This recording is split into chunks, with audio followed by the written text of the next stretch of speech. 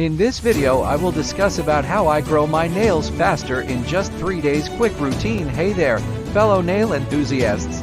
Today, I'm going to share with you a fantastic trick I use to grow my nails faster in just 3 days. Trust me, it's a game changer. So, let's dive right in.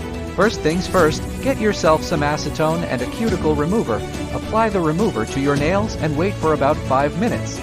Next, soak your hands in pure acetone for around 5 minutes.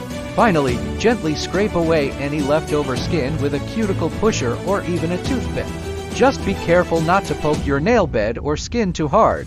Now that you've removed all that excess skin, it's time for some nourishing oils. Massage them into your cuticles for about 5 minutes. This will help promote faster growth and prevent any splintering of your nails. But wait, there's more.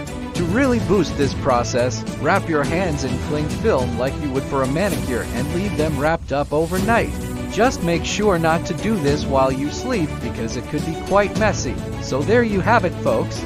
Give this quick routine a try and see how much faster your nails grow in just 3 days. Thanks for tuning in, and don't forget to follow and subscribe for more awesome tips and tricks. Until next time.